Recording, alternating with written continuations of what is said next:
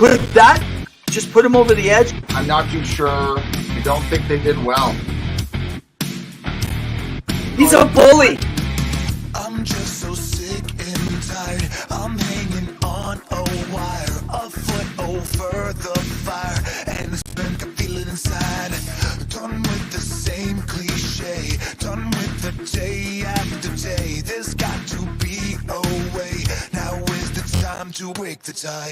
I'll live, I'll die for what is wrong and what is right. I'll take the pain for all the ones without a name. To be invincible, we'll be invincible. They still have a lot of holes to fill.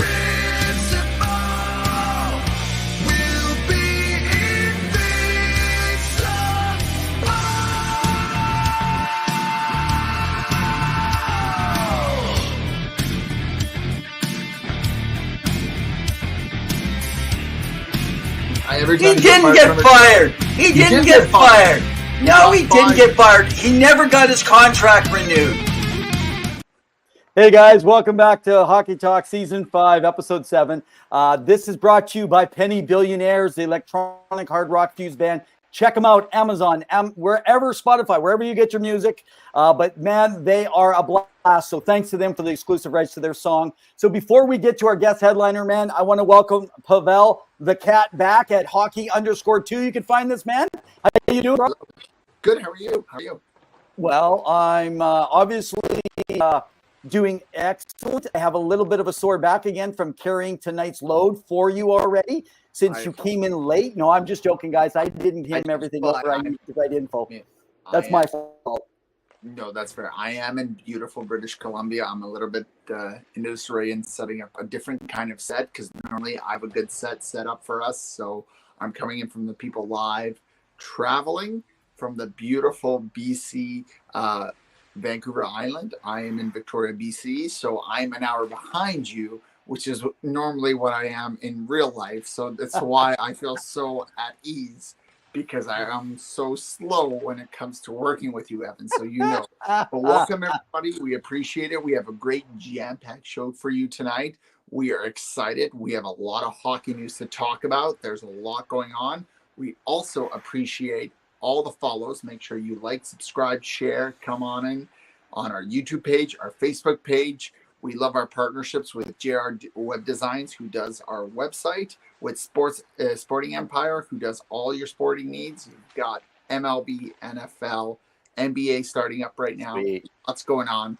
We love it. Evan, how are you? I'm doing fabulous.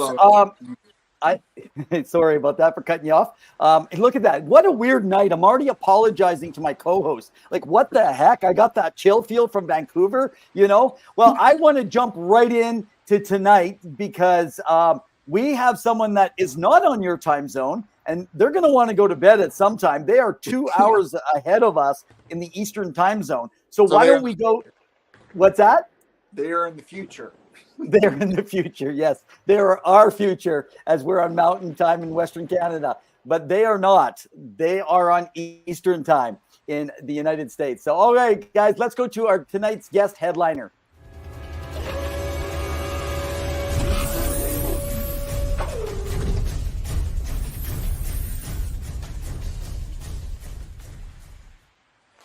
Welcome, everyone. I want to welcome our guest, Jordan Hall of NBC Sports Philly. He is also a part of the Professional Hockey Writers Association. So if you don't like the votes, it could just be his vote. Man, welcome for joining us tonight, Jordan. Yeah, absolutely. My pleasure. I appreciate you guys having me. Thank you so much for being on the show. And like with any guest that we have on, we always ask them, because this is your first time, and we know that somehow, as an aside, people who come on our show end up getting successful in their career and moving up because, for whatever reason, our show is the booster. But what brought you on to hockey? Is there a moment in time or a moment in your life that you said, wow, like I fell in love with this game? Was it someone that showed you it, or how did it come about? To be completely honest, it was all work related. I actually didn't grow up on hockey. I kind of grew up on baseball and college basketball.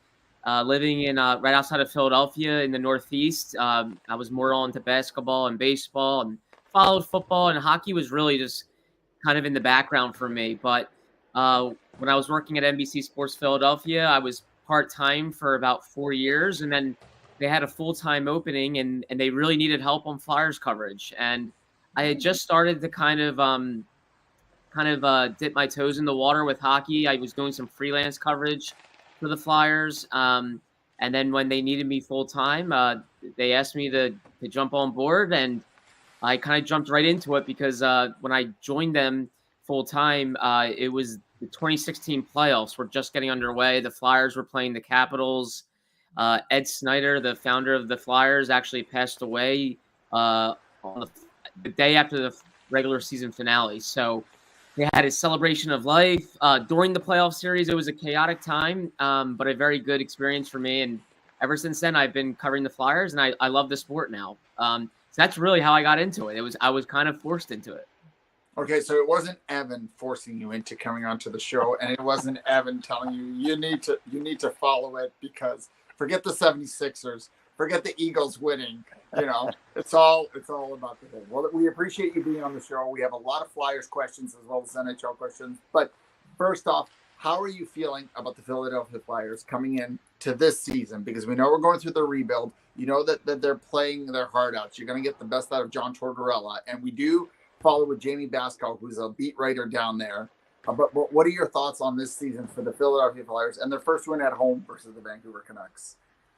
I think the key for the Flyers is there's a sense of direction now. I think over the past 2 to 3 years, I think some direction was lost, and I'm not sure there was a real clear-cut plan on what the team wanted to do, whether it was contend now, take a step back, and look to the future.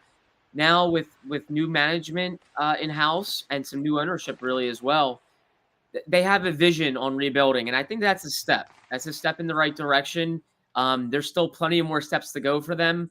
To me right now, it's very much the honeymoon phase for Keith Jones and Danny Briere, the two former Flyers, beloved former Flyers that really understand the city, understand the fan base. But it's going to get real interesting when the games, pick up and the decisions get harder. How do they deal with failure? How do they deal with fans becoming maybe frustrated, impatient, all of those things. So right now, I think it's very much the honeymoon phase. I think they have good people in-house leading the way, and I think they have some direction, but that's just one step to many. But I think at least they're admitting that they're rebuilding and they're focusing on the future and understanding that's where it has to start. And I think that's a positive. Okay, so in because you're talking about how they're going to handle that, but right now they've come out of the gate flying. Let's admit this. Everyone knows that Torts is. I mean, he doesn't let him off easy. He works him hard. He's definitely a blue collar coach. Now everyone is excited because the Vancouver Canucks laid a whipping on opening night to the Edmonton Oilers, and they came back with another defeat in Game 2. Then it was a 2-0 victory for the Flyers. So logic sense tells us that this should be an easy win tomorrow night for the Flyers, no? I'm going to say no. Do I think the Flyers can hang with Edmonton? Absolutely. I've seen them play well against McDavid and company, but it's still the Edmonton Oilers. I'm not sure exactly. I'm going to exactly agree with that logic. I think McDavid's going to pose trouble. So is Leon Draisaitl. But I think the Flyers have actually always had a pretty, solid game plan against Edmonton. They know what Edmonton's trying to do. And yeah, they're coming off one of their better games, not just this season, of course, but over last year as well. So I think they have a good foundation right now, and they're starting to find their way a little bit. And when Carter Hart's in net, I think they always have a solid shot to win. So I think it should be a good game. So there's been a lot of talk about Sean Couturier and his health and well-being and coming into the league. And I know we've talked about this with Jamie in terms of coming in and being able to be successful. Now, he had his first goal. They played a very good game. Granted, Vancouver did poop the bed come the second period when they played versus the Flyers. But what are your thoughts of his leadership and what he brings to this core, and hoping that him as well as Atkinson, who was injured last year, can be healthy? Because when this team is healthy, what is the projected expectation for the Flyers and what they can bring in? Even potentially captaincy or even leadership wise, like to bring to the Flyers? Because you need that, right? Absolutely. I think young players, as much as you want to just say, play the kids, get them out there, they still need to look up to someone. And sometimes they need a calming presence, a guy that can be on the ice and show them the way a little bit, or on the bench, pop into their ear and give them some tips or advice. I've had veteran guys on the Flyers that have been around even tell me how much of a calming presence Sean Couturier is. So even vets who have played a number of games in this league rely on Couturier and his calming presence, because he's an all-situation player. He's been there, done that. You play him up a goal, you play him down a goal, you play him on the PK, you play him on the power play. So his presence is huge. I think it's huge for the present right now, and I think it could be important for the rebuild in terms of just being a good influence on young players. He's signed here. He's got a no-move clause. He holds the keys to his future in Philadelphia, and if he wants to be here and see this thing through, I think you have to respect that. And I don't think the Flyers would be all that upset if a player of Sean Couturier's caliber wants to be a part of a rebuild. So he's a very important player. So is Cam Atkinson. They make them better now, and I think they're good influences on the younger players that the Flyers have. So you look at last season, the Flyers saw some positive steps with John Tortorella. I mean, they went from 57 losses the year before to about a 14-point jump. They had 61 points in that awful year in 2021-22, and then they had 75 under Tortorella. That was without Cam Atkinson and without Sean Couturier. So if those two stay healthy, I think the Flyers have a good shot to take another step, be more competitive, and maybe make things interesting. So you were mentioning about some of the players. So I know you just recently did an interview. And now on X, as we know, everyone, it's formerly Twitter. It's X on steroids now, as some like to say, or X will be on its way out. Sorry, were you cutting me off there, my co-host again? I'm just saying you should continue to call it Twitter. It doesn't matter what Elon Musk says, regardless Twitter of sounds how rich stupid. he is. Twitter sounds sissy. We the people. Okay, so I want to get back to an interview that you actually just recently did. Now, it was with Morgan Frost, and it was actually about his benching. So my question is that those are difficult questions that you have to go in, and that's just one of many that you're dealing with. So how do you go about crafting and preparing for conversations like that so you don't get the player also irritated, and really just close up on you for any future interviews? Yeah, one thing I learned early on, someone told me that, it might have been in college, someone told me that the relationship between player and media, or media and team, is a symbiotic relationship. And it's, you'll help them and they'll help you. So if you're respectful to them, good or bad, with the team, they're going to be respectful to you. And I think they'll give you a good interview and they'll respect your time. So I think I've interviewed countless guys now in bad situations, whether it be a benching or a trade or a guy in a slump. As long as you're professional and you know how to massage the questions correctly, they're going to, I think, respect you back. And I think that relationship takes time. It doesn't always happen at first. And, if they don't know your face or know you, they might kind of think, who is this person? But I think if you do things the right way throughout the course of a season and then multiple seasons and you build a decent rapport with that player, good or bad, whatever you guys have to talk about, they'll respect you and they'll give you a good interview. So that was something very similar with Morgan Frost. I've covered him since he was drafted, since he was a prospect. And I think everyone that was in that interview went about it respectfully, and he was very, very, very respectful back and accountable too. So it wasn't too painful. Oh, a little bit of a bounce there. Yeah. I decided to bounce you down and put Jordan Hull up. That's fair. Jordan, you feel free to replace my colleague here, and then you and I could just chat Philly, all things Philly for the remainder of the season. That's fine. Evan doesn't need to be here a part of it. So for the podcast, we're doing a little bit of a shakeup. So tell us a little bit about what you're kind of expecting all around from the season, because we know potentially, as a lot of the pundits have said, Philly's not making the playoffs. I know you're probably more excited to write about the Phillies in the MLB, Final Four team versus the Diamondbacks. You got the Eagles having a pretty good start to the season in the NFL. But what are your hopes for the Flyers? Is it to be competitive? Like, what are you thinking this team can do this season? And what are you hoping to see maybe in the offseason? Are they ending in a certain area? Are they pushing for a wild card spot potentially? Because some people can believe that they can do that, right? In that division, in the Metro. But what are your hopes for the team, and what do you realistically see? Are they sellers? What do they give away? Yeah, it's not outside the realm of possibility that they flirt with a wild card race. Last year, they were in it going into February. And again, they didn't have Couturier or Atkinson. So they surprised me there, and then they fell off a cliff. They very much went into rebuilding mode and started looking at younger players. To me, I wrote about it in a predictions article. I think I had them at 81 points, and I think that would be a fine jump. It would be about, I think, 6 points up from last season, and it would still put them in a top 10 pick range, which I think would be a positive for the rebuild. You can't lose sight of drafting high. It's the best way to really acquire top-end talent. But I still think there's an importance on trying to win games and develop an identity and get young players used to playing in big games. So I think they want to take a step, and I think they can take a step. But I don't think they're going to be a playoff team. I do think when the trade deadline comes around, I would expect them to be sellers. They might not be, blowing it up or anything. I don't expect that, because I think they like some of the pieces they have. But I would expect them to be selling off parts and trying to acquire as much draft capital as possible going into the summer.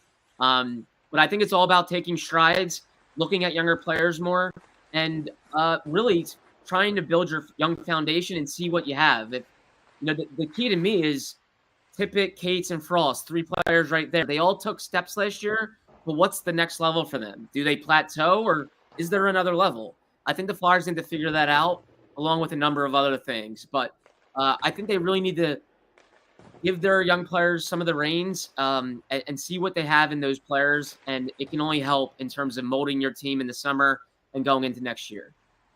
So the big question around the team, and I know it's been surrounding whether it is related to the 2018 World Junior Team scandal and the investigation happening there, what to do about Carter Hart, because there seems to be a fan base there that partly says, trade him away. We don't want him. We have some definitely guys coming in. You brought in Cal Peterson from LA, who can play potentially as a 30 to 45 maybe games, split it with the younger guys. Do you believe that Carter Hart should stay and be a part of that foundation, or do you believe, given his value and what a goalie like that can bring, and that not everyone is happy about what he has done for the organization in terms of how he has progressed and developed, he should be traded for someone else because they are in a rebuild? Your thoughts? I think this season is going to be really telling for Carter Hart and the Flyers, and I think it's twofold. One, he's in a contract year, so he is a restricted free agent, so there's team control there, but he is due a new deal. So I think if he plays well, he's going to create a payday for himself. But also, I think with how the Flyers play is going to kind of dictate maybe what they decide to do with Hart. Now, if they take some positive steps and they look like they're getting maybe somewhat closer to being a contender maybe in the next year or two, then I think you hold on to Carter Hart. I don't see why he doesn't fit your timeline. He's 25 years old. He just turned 25 in August, so he's going to be 25 all season. If they're contending in maybe 2 to 3 years, he'll be very much be in his prime. But if they take a step back this year, if they deal with injuries and maybe some of their young players don't pan out, maybe the rebuild looks a little more daunting. And I think that's when you have to think long and hard about Hart's future and capitalizing on your best asset. And that's Carter Hart. I think he's arguably their best asset. He would bring in a significant haul in return. And that's maybe when you had to debate, does he fit your timeline? But I think right now the team still very much views him as a part of the future. They're going to listen. They're going to listen on everything. Briere has said that since day one, back in March when he was named interim GM. But I still think they believe he can be their present and their future. But this season, I think, will be awfully telling. Well, so Key, who will be on from the Sports Empire Network in December, is a Philadelphia fan, and she's got a little tear. She's just letting you know that hopefully not. Everyone loves her. It's interesting because Marc-Andre Fleury, right? He had to start off rough with that rebuilding team as well through the process. But you were speaking about injuries. And so speaking of injuries, obviously Couturier looking good. I mean, everyone thought he was coming back last year and stuff. But you just on X, you were talking about it as well with Rasmus Ristolainen. Now, was there a timeline discussed or an idea or just looking like he's just skating? Or maybe if you can update the Flyer fans. Yeah, it doesn't sound super serious. When we first found out that he was hurt leading up to the regular season opener, Tortorella said it was nothing serious. And it still doesn't look very serious. I just think it's so early in the season that they're completely erring on the side of caution. They don't want to get him in there and then have it nag and then have him come out a game and then have him come back. It's just so early on, and they have a couple prospects on the back end that they want to look at, and Igor Zamola and Emil Andre. So there's no real rush, but he is very close. I mean, he's been practicing. He practiced today, and I think he's hoping very soon to get clear, possibly even tomorrow against Edmonton. That's not a done deal yet, but I think he's that close that it's a possibility he could play tomorrow. And the interesting thing is, if they activate him from injured reserve, they're going to have to clear a roster spot. So someone would have to go on waivers, and someone will have to go to the Phantoms in some way, shape, or form, whether it's a player that requires waivers or if it's just a prospect that doesn't. They're going to have to make a roster move. So it could get interesting whenever Ristolainen is deemed healthy and ready to go, which I think is soon. I just want to come to, so from our Facebook, Zilstra, the Lost Trucker, she's asking what parts, so obviously this is speculation, what parts could they sell off outside of Carter Hart if they felt they were in that mode? Right. I think the obvious ones to me is they have 3 experienced defensemen on expiring contracts that I think are good people and good players, but they just simply do not fit their timeline whatsoever. And I think they're going to be attractive pieces at the deadline. Those guys are Mark Stahl, Nick Steeler, and Sean Walker. So I think those are 3 vets that if they're playing and they're playing well, I think contending teams really like those type of players. They don't want to shake their roster up too much, so they could acquire a guy on an expiring contract. It could be a rental type of thing.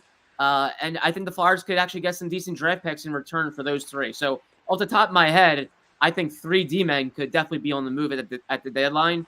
And then if anything, it clears way some prospects to play on the back end the rest of the year. So those are 3 that pop right to my mind off the bat. Well, we have Zilstra saying that I look a little salty, like Salt Bay, maybe like Torts. And I think Torts is more saltier than anything ever. Like if you really want more salt on your dinner, that's where you bring him in. But Hans is asking maybe the Flyers can bring back Chris Pronger and Mike Richards. What's up with people tonight? People are feeling salty, I think, within that. So we've talked with Jamie about this as well, but and we've talked with Flyers Nation. What are your thoughts in terms of the prospects coming up? What are you looking? What are you liking? I know Evan follows a lot of prospects, and he would love to talk anything AHL, CHL, WHL, whatever you got him going, talking about juniors. He will be all over the place. But what are some of the prospects that we should be watching out for coming into the organization that are already part of it? And we should potentially see maybe them play a game or two, given, injuries happen coming in. I believe it was Wade Allison who was waived for a bit. And I was surprised because I really like Wade Allison and I thought he'd be picked up by another team. But your thoughts on a player that, people should keep an eye out for within the Flyers organization? Well, a kid that's still playing in college, but I think you could see him at the end of the year is Connor Gauthier. He's playing at Boston College. I think he's a stud. I think he's really, really, really good. He looks like he maybe could have turned pro this season, but the kid wanted to stay in school and develop another year as a sophomore at Boston College. But if the Flyers are in, pretty much looking to the future mode, you typically see some of their college prospects sign their ELCs and then they get a taste of the NHL at the end of the year. We've seen that a lot over the last 2 seasons, and I think Gauthier could be one of them. If things go well at Boston College and his college season ends and the Flyers are totally out of the race, I think he'll sign his entry-level contract, and I think he'll make his NHL debut. That wouldn't surprise me at all. And I think that'd be a really exciting storyline for the team and for the fans. And a couple guys, down in Lehigh, I think worth keeping an eye on. Elliot Desnoyers is a forward who played a little bit, had a cup of coffee last year with the Flyers. Just a real sound guy who I think can fit into a bottom 6. And got a little bit of scoring upside, hard worker, and he was a 5th-round pick. I think it's always exciting if an organization can hit on a low-round pick. So he's a guy to keep an eye on that I think could get games up here. And a couple defensemen, Ronnie Attard and Adam Ginning, I think are guys that could be in the picture. So those are guys I think in the immediate picture, but they have some nice prospects that are, in lower levels or playing overseas too, that I think are going to potentially be a part of this moving forward down the line. So I was going to say, can you say Elliot's last name 3 times? Yes, Desnoyers. Wow. So talking about prospects, you're talking about overseas. The talk of the ball, it's interesting. Everyone knew where Connor Bedard was going, but there had been this since the Ivan Hlinka tournament, when Mishkov and Bedard went head to, and actually Mishkov outscored him in that game. In that tournament earlier, it was like crazy. Now, with everything happening at the war, it really muddied the waters. But the talk of the ball really was Mishkov not knowing where he's going to go. You had the Russian factor. And then you added the factor that he did get over here. There was talk. We just had this conversation with a player agent last week from 2112 Hockey, Daryl Wolski, about obviously he can't share what some players think and what they feel. He's got a lot of calls. Sorry, Daryl. We probably sent the calls your way. Everyone wants to get, the new info. But everyone in Philly seems to be hand over heels. When I say everyone, I'm going to say 85% of the hockey folk we talk to out of the Philly area or fans on boards and different places on media, they definitely are excited about that. Can you give us a feel from what you get around Flyers hockey about the anticipation of Mishkov? And let's just say he goes the full term and doesn't come over for the full 3 years. Yeah, I think there's considerable buzz about him, and I think it's justified. He's top talent, and I don't think the Flyers have really drafted top talent in a long time. And Danny Briere told us on night 1 of the draft that they don't have a talent like him in the organization, not one. So he is legit. He's as advertised. I've heard some good things about him. I talked to his player development coach for his KHL team. He's now in the Hurricanes organization, working in player development, and he had high praise for him. He said he's a kid that likes to be coached. He's competitive. He's competitive in practice. Sometimes that might rub people the wrong way, but it's tough to fault a kid for being competitive.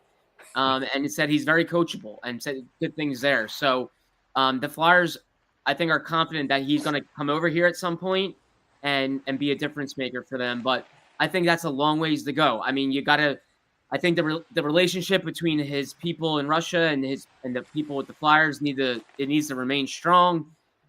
Everything needs to go, I think, as according to plan. Obviously, it's in the geopolitical climate is different. It's just sometimes you predict how things go. But I think the Flyers, for the most part, are confident that they're going to be able to stay in touch with him, develop him at a good rate, make sure things are going well for him in Russia, and that he'll be over here when his deal expires in the KHL. I think all is well so far, but I still think there's a long ways to go in terms of just keeping everything strong and making sure he wants to be a Flyer and can be a Flyer when it gets there. Well, and it's interesting. I was just going to say, if it's okay here, I just wanted to mention, give everyone kind of what's happened. If you do follow on our website, you can go with our writers, and we have Patrick Conway, who writes all things post-Soviet hockey for KHL. He's got some great stuff on it. But I want to mention that he was loaned from SKA St. Petersburg over to what is called HK Sochi, and he, in his 13 games now, has 13 points. Here's what's interesting. He has 12 penalty minutes good for him. He's playing Flyers hockey while he's playing in the KHL. I don't know if he's tripping, smacking, cross-checking, if he's fighting. I know he's not fighting. I mean, yeah, I think it's going to be more that defensive game is going to be the biggest adjustment when he comes over. But, you know, I really wonder if you see him leaving a year early. There's just some little birdies are kind of tweeting away that, and I don't mean Twitter, by the way, you know, about seeing him in 2 years. Talks to birds, and then they tell him what he wants to hear. So that's literally what is happening in this situation. There's birds in Russia. Yeah. Yeah, they're the old crows sending and receiving messages, the original Twitter. Like, yes, absolutely. Whatever era you're coming from, Evan. Yeah. So let's talk a little bit about prospects and about Russia, because Ivan Fedotov, who, you know, as Evan stole my thunder, Patrick writes about, and just in terms of him, whether or not he's going to come over. I know that there's been some backlog there and issues there. You guys can go find it out. Patrick has written some pretty good content on our website about it. But what are your thoughts on Ivan Fedotov coming over and potentially playing, or is this potentially a lost cause where, you know, Danny Briere says, you know what, it's not worth the hassle. We're going to have to trade him away, or we cut the rights. I think it's a lost cause. And that's not anything I'm hearing from the Flyers, but I think it's just been such a fight and a battle to try to even get this kid over here. And he's getting older. I mean, he's not young. I think I believe 26, if I recall. He's 26, and I think he turns 27 coming up here soon, maybe in November or December. So he's not young, and you know, he's just been through a lot. And I think the Flyers have started to draft and develop goalies, and they're starting to kind of fill that part of their organization prospect-wise. And you know, they told his contract to this year, but it's still not being recognized. I mean, he's playing in the KHL, and he might be getting punished for that because International Hockey said that his contract was valid with the Flyers, but him and the KHL are not recognizing it. I think it's becoming a lost cause and something they're just going to have to say, yep, it just never happened here. It's a shame because he's a 7th round pick who developed into a prospect, and I think he was almost realizing his NHL dream, and it just didn't happen for various reasons. And part of that was obviously the geopolitical landscape that I mentioned. It's just tough to predict the world, and I think the Flyers eventually are going to realize it's a lost cause and kind of part ways. I think so. Some people actually don't realize that his place of birth was Finland. Yeah. And he is 6'8". I mean, I think that his stats alone, long as he doesn't move too much. But I just did a quick look on Elite Prospects, and I'm seeing in his 3 games that he's played so far this year, he's got a 944. So he's coming in. But again, maybe he's just standing there and just blocking everything that comes back. Yeah, big kid, and really developed. I mean, when they signed him to his ELC, the deal that has yet to be recognized, I mean, he was good. He played for Russia in the Olympics. He was a stud in the KHL. I think he was up for KHL Goalie of the Year. I mean, he was legit. He was very good. Now, listen, I don't know how that would have translated to the North American ice and with the Flyers, but he very much, I think, was going to compete to be their backup to Carter Hart. And it's a shame. I feel bad for the kid. I feel bad that he never got a chance to see if he can make the NHL.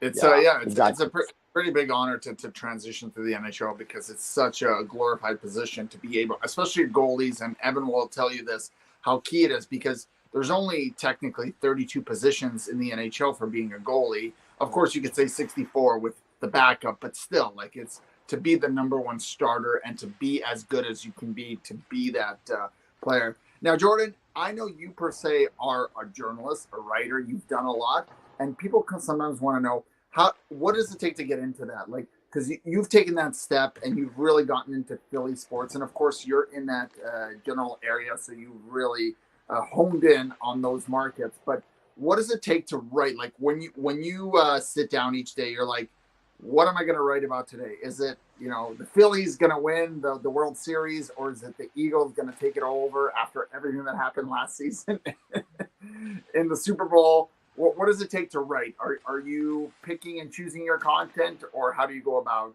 deciding what you're going to write about?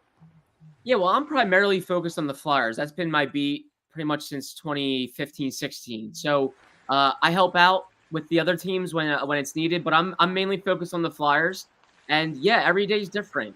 Sometimes the teams really dictate what you write about, whether it be they're trading a guy, firing him, an executive or a coach, or they're signing someone.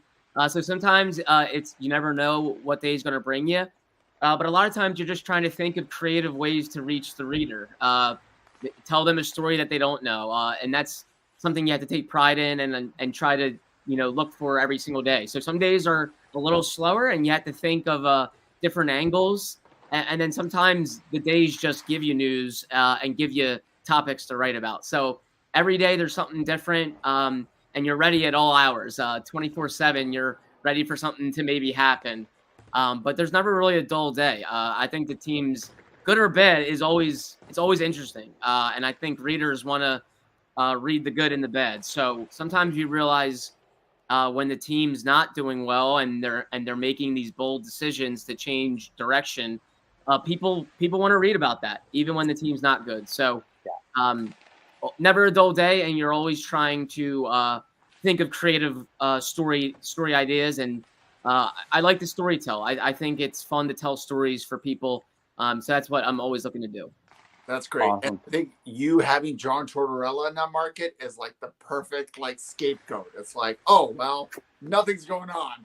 What did John Tortorella say? Let's proliferate it or blow it up, right? Because I'm sure, and I know he's cooled his way, and he's one of those coaches that has really turned the tides and really become more of a player coach per se.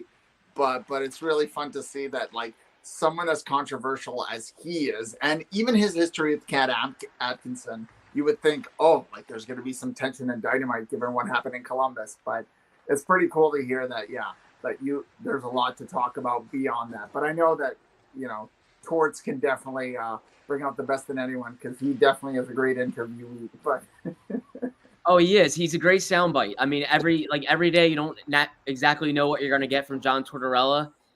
So he's always interesting, and I think people are always interested in what he has to say. So yeah, there's days maybe where it's a little quieter in the locker room with the players, but then you talk to Tortorella and he gives you something juicy, and it's worthwhile. So no, he's been fun to be around. Even when he's on edge or he's pissed off after a game, he's a good interview. Because even if he's short, he's typically entertaining. So, no, he's been fun to cover. I think I'll look back on my career at some day and say it was pretty neat to cover John Tortorella for sure. Definitely, John Tortorella.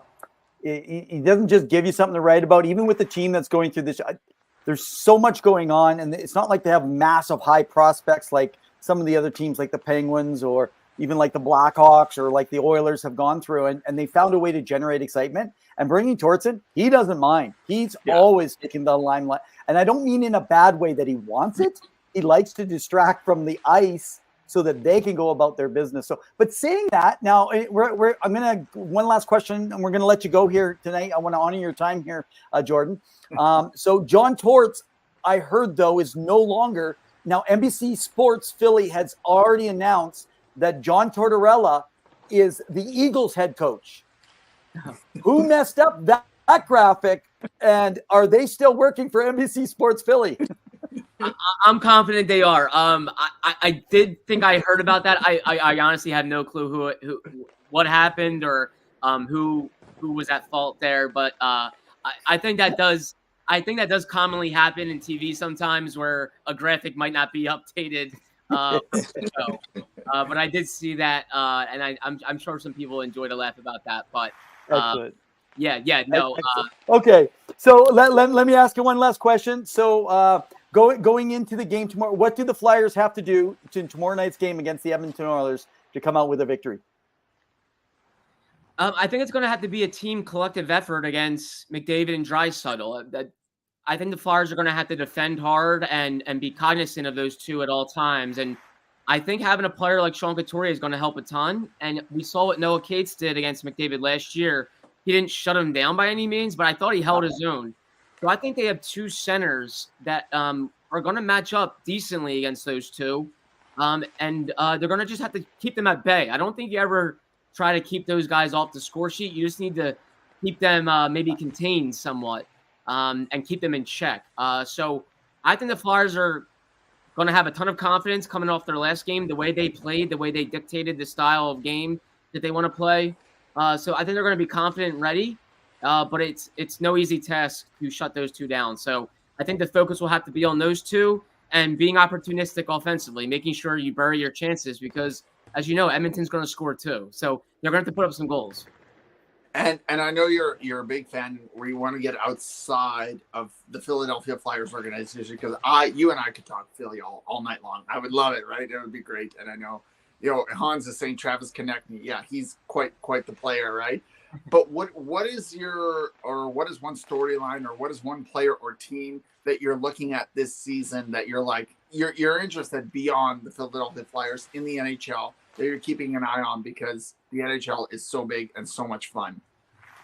No, it really is. I'm interested to see what the Avalanche are going to do this year. I think you're going to get a really motivated Nathan McKinnon and Cale Makar, who are going to be pretty ticked off with the way their season ended last year in the first round. And I think there's a good chance they could get back to the Stanley Cup final and win their second in 3 years. And I always enjoy following some players that I used to cover.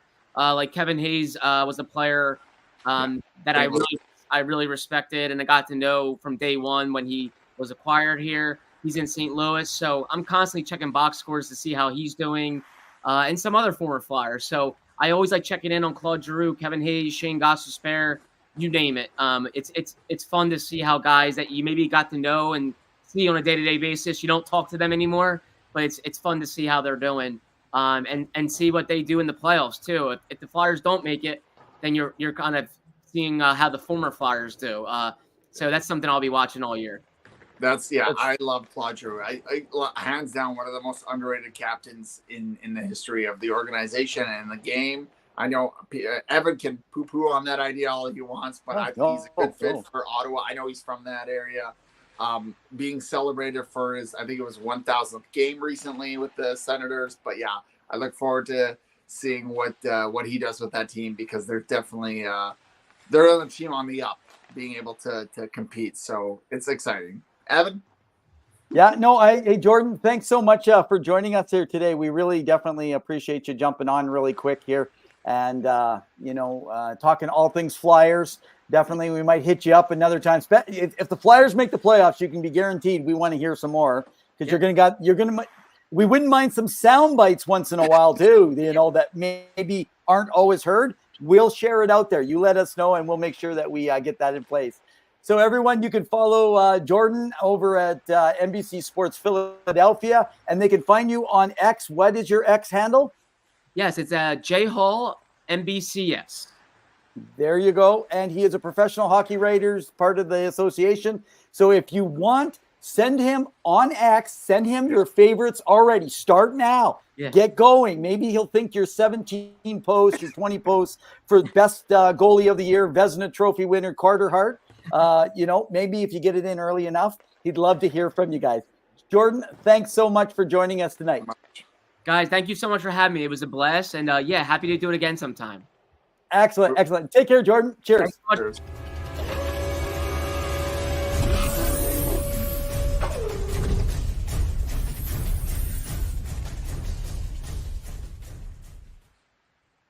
That was our guest headliner, Jordan Hall of NBC Sports Philadelphia. Thanks so much to him joining in. That was on behalf of the Sports Empire Network.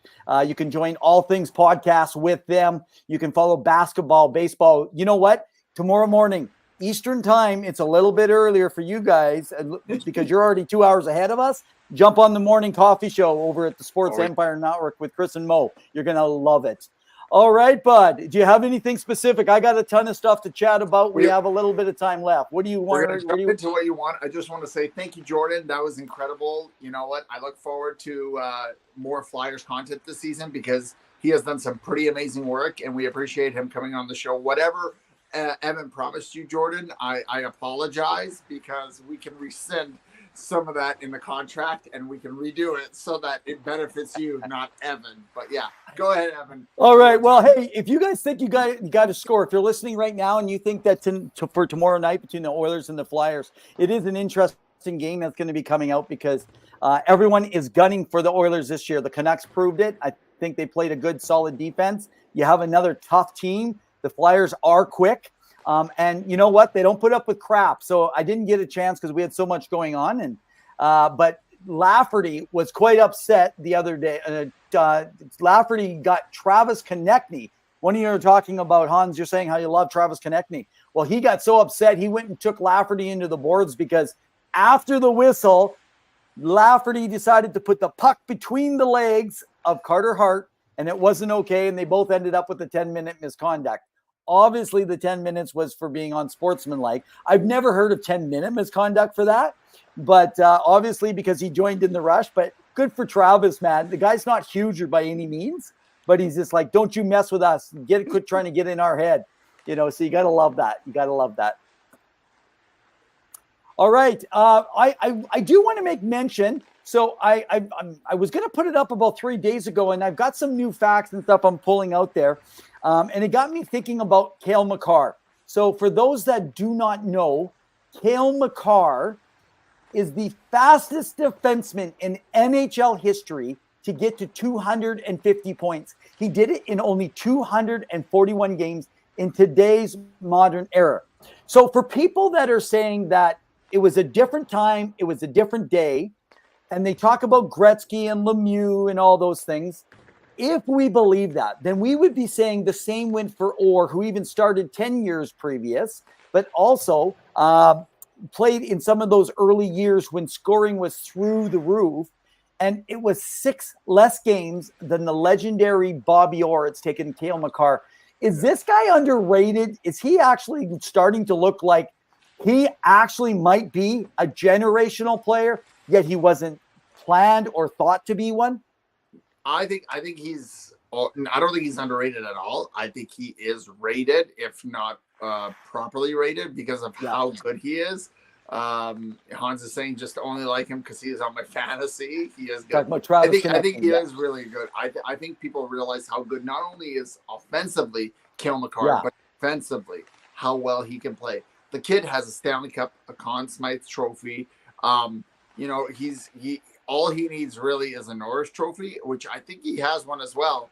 And really, he's the trifecta of defensemen. And to put up the kind of numbers that he does and play against the best of the best, I really think that Cale Makar is elite. And I really believe that Colorado potentially could win again. Injuries kind of bit them last year versus Seattle, as Jordan mentioned. But I think this kid is impressive. And I remember that first shift versus Calgary. First shift, 1 goal, scores right away. He's an impactful player, and he's very good defensively. He is smart with the puck. He is smart in terms of where you are on the ice, in terms of his positioning. And so I appreciate that as a player. So I think he does well, and people need to pay attention because Colorado is going to be competitive for years to come, including the fact that they just signed Devon Taves, who is his defensive partner most of the time. You know, of course, things change throughout the season and within a game, but he's done well for himself, and I appreciate the skill level that he brings to the game. And props to Cale Makar for being the face of NHL 2024, the video game. So clearly, he's making an impact on the game. It was kind of funny you were talking, just so everyone knows, we all would like to know. You said that you think he has maybe won a Norris Trophy. Do you know if he has? Everyone, you can chime in. So this is what happens when you throw someone on the spot in the middle of the moment. We know that he's a little relaxed and he's chilling. He's been smoking something before he got on here. But guys, we want you to know we're in Canada. It's perfectly okay. I have to. Yeah, and on the island of all places too, where things are very organic and there's a lot of farms going on. He did win in 2022. Yes, he did. I know you went to say it, and then you're like, hang on. I'm pretty sure he did win. I just want to make sure I don't get the wrong facts. And you guys can harp on me, and it's true. I probably know nothing, as Evan has said, about hockey. So I just want to make sure I actually know this fact. I'm just bugging you. It's the one thing I will focus on and remember so that I'll never get it wrong. But that's all I'm going to say out there. Oh, man. Okay, a couple little things I want to talk about, just kind of things that are around the rink. Hang on.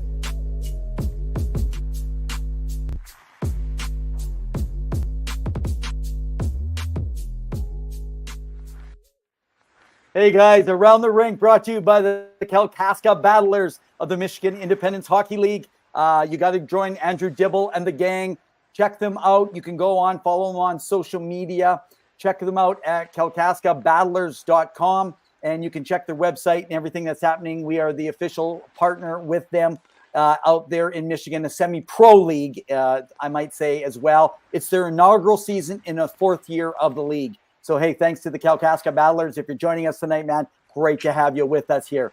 I wanted to talk about a couple things. So first, I want to talk about the Canucks and Connor Garland being rumored, finding a home. And then the other thing I want to talk about is the Winnipeg Jets and the low attendance that is being recorded and a big deal is being made about. So which one would you like to go to first? Let's go to Connor Garland, because there's been a lot of rumblings around that and him getting a new agent and working potentially at, I think it was last season that he requested a trade for a new team, but he's been playing pretty okay for the team. But go ahead, Evan, your thoughts on the whole situation. Yeah. So, I mean, part of this is about cap. It's about what he produces for the cap space. Yeah. So the problem that they're having is, in order to unload that cap space, it's not that they don't like Connor Garland. First of all, if you're a Canucks fan, that's not the issue. It's what you can produce for your cap space. And they believe that they are going to be a competitive team this year. They want to be competitive for the playoffs. Coming out of the, can I just say this though, first, before we finish off Connor Garland? Coming out of the gate, winning one game or losing one game doesn't change a season. It doesn't mean that, 2 games, hat tricks for the Toronto Maple Leafs, Austin Matthews, doesn't mean he's on pace for 200 plus goals in the season, because the Pittsburgh Penguins lose an opener against the Chicago Blackhawks. I apologize. And you know what? Let me come back to that. That's a rant. That's a whole different sponsorship. Okay. So anyway, Connor Garland, they believe they're in a competitive mode. They want to be able to get there, but they need to clear some cap space. They need to get some bigger contracts set up for the future to do it. But what do they get rid of? What can they unload? What do they have to take back? And it takes some creative work, but understanding and hearing some of the people in the know, it sounds like this is not something that will take place with a Western Conference team. Should they be able to find a home for Connor? And by the way, it's not Philadelphia. I'm not bringing this up because we just got off from there. There's no interest in Connor Garland in Philly right now. What's that? The Winnipeg and Nashville are two of the rumored teams potentially that could look at potentially trading for him that are interested in him. Okay. Well, let's see if the insider has the right insight by the time things roll around. But remember, things can change instantly. Oh, they can. It could be completely somebody random. But the problem is with his cap hit, he's expected to play in the top 6 role. But the problem is he's been playing in the top 9. So I know that, and Zilstra saying Canucks can't get anything of value that is equivalent and still have no cap space. I think the problem with Canucks is that they continue to trade away draft picks, whether good or bad. And I mean, Sam Lafferty is a great example from Toronto where they give away their 5th round draft pick. But what I think it is like you need draft capital to continue to be competitive. They are 2-1.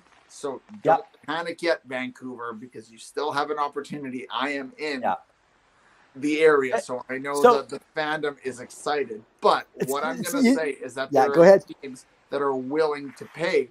But I think Kevin Weeks was reporting that even Vancouver is willing to retain at least 25 to 30% salary for Connor Garland for that contract. Because, again, it's so much for him to be moved just for 1 year. Interesting. We should look that up on Cap Friendly. How many years does he have left and what that would account to? I can't think in the moment. I know, Zil, that you mentioned also Rutherford wants all betting players gone. I hear you, Zil. I would probably look at this differently, though. I don't think he wants the betting players gone. If he did, there'd be some really good players that would need to be gone that are still remaining. But generally speaking, though, that is, they don't care as much about a player they haven't invested in when you're the new person. He's got 3 more years left at 4.95. Yeah, 4.95. So 25%, say 5.5. So that's like 1.6 million that they retain. That frees up. Yeah, if they did this is a move to make a bigger signing.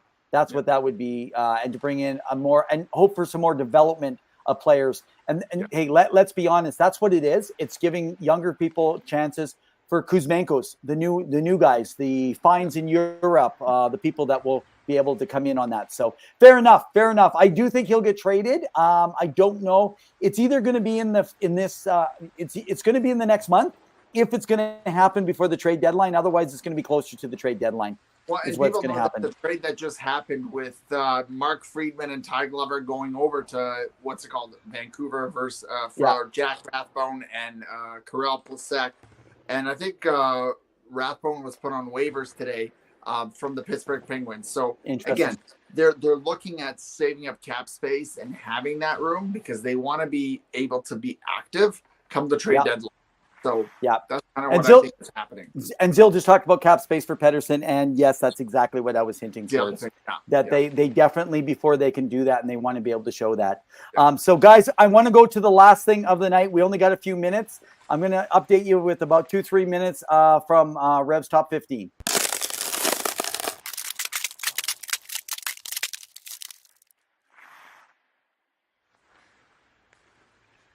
Hey, REVS Top 15 brought to you by JR Web Designs. They have designed our site. They could design yours. They can do fabulous work for one of the most incredible prices. So you got to go to jrwebdesigns.com. Check them out. They will build you a site, and they can do it quick, and they can do it fast, and they can do it with quality. Who says you can't have cheap and good quality and fast all at the same time? Those auto mechanic shops are not correct, because JR Web Designs can do that for you. Hey, I wanted to bring up another defenseman here that I didn't have time last week to talk about. Interesting. There's been articles written around Philadelphia. We didn't have time to actually have this conversation because Pavel took up all my extra questions that I actually wanted to ask. And it's all good. It's all good. Forgive my transgressions, Evan. Forgive them. You came onto the show late, and I didn't have a chance to tell you. Let me get this. No, I'm joking. So Sam Dickinson with the London Knights. So here is a player that it's interesting enough because this very player did not have an incredible season last year. So he only scored 23 points in 62 games. Everyone was still raving about him in spite of that. But what I want you to recognize, in his first 8 games, he's already got 9 points.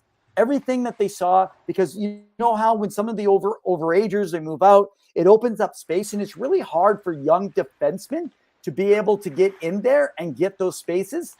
Now, he is 6'3". He is big. He's among what we would call the top flight and a mobile defender. So not a lot different from a couple of the other guys that are in there, but he is definitely a strong skater and a smart puck mover. Remember that. He's got that hockey IQ. He can shoot the puck very accurate. He doesn't always shoot, but he's very accurate. Now, his defensive game, yes, he's not a defensive defenseman, but he is consistent and he is reliable. And those are 2 big things that show well for an early draft pick for players. Now, he does I think a lot of scouts that they say seem to really like about Dickinson is that he doesn't give you much room to work with on the ice. A lot of players, if you move up in the gap, what happens is you get walked. But because he's so good and has so much poise and comfortable in those tight spots, he actually gives you very little room to work with, and it makes him so effective. So when you've got poise in your own end, you can play, and you have vision, good hockey IQ, it makes for a very exciting prospect to look for. And take a look at his I mean, the guy's 6'3", 194. Some are saying he's closing in on 197 pounds already. I mean, it's absolutely amazing the work that he's actually been doing. So that's a player I know that a lot of people would actually be looking for. I know, Zill, you kind of mentioned about 2 men in the top 5. Yeah, this year, actually, it's shocking, the D-men that are coming out. But I think coming out of the pandemic, we're seeing a lot more players getting more development, and especially for defensemen. We didn't see as much as we would have thought in the last couple of years, and some have lagged behind. So next week when we come back, I'm going to take you over to a forward, and we're going to get off of D-man for a little bit. So, all right, Pavel, any last thoughts before we call it a wrap? It's been a heck rig-a-ding dandy, as you like to say, of a season so far, and it's been fun. We appreciate Jordan Hall coming on the show and just sharing your thoughts about the Philadelphia Flyers, because they are a unique team to watch this season, given what could potentially happen, how well they finished, what happens injury-wise, John Tortorella, all those things. And, of course, I love seeing Evan be wrong about every single prospect he puts up. So, clearly, we know that it's been a great show. That's all I want to say. Come on. Evan, you're so kind and you're so nice. And I can tell that you're still on drugs over there in Vancouver Island in Western Canada. Are you implying everyone in BC is on drugs? Is that what you're implying here? Is that how it works? Well, maybe not on the. I got family on the island. I got family. No, they're not on drugs, but they sure take the chill life, you know. So for those that don't know, we're in Western Canada. I want to say thank you to those of you that have been joining in over in Australia, in Pakistan, over in Czechia, over in Poland. And also Hungary. And I don't know how you did it, but lately in the last couple of weeks, we've had a few people sneak in from Russia. No idea how you did it, but you know what? Good on you. Obviously, you love hockey, and definitely, and a few in actually Ukraine again. So, you know, our hearts again go out. We're all praying and hoping for an end to everything that's going on. And also in the other places of the world where there's just been absolute travesty. You know, we get to talk hockey when everything's a mess in other places. And so, you know, again, we do want to take that moment and just say we recognize that not everyone is as fortunate to be able to just sit back and talk hockey like this every day and play a great game and take our minds off of those things. We want to see fighting on ice, not off the ice. So that's Got what it. we say. So. All right, man. It's been another ring-a-ding-dong dandy. And in the famous words of Ed Whalen, in the meantime and in between time. Keep your sticks on the ice. Stay safe. We love you guys. Cheers.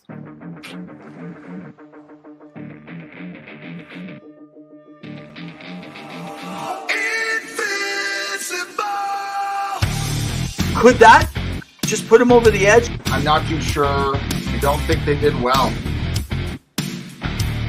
He's a bully. I'm just so sick and tired. I'm hanging on a wire, a foot over the fire, and it's burning. I can feel it inside. Done with the same cliche, done with the day after day. There's got to be a way. Now is the time to break the tie. I'll live, I'll die for what is wrong and what is right. I'll take the pain for all the ones without a name. To be invincible, we'll be invincible. They still have a lot of holes to fill.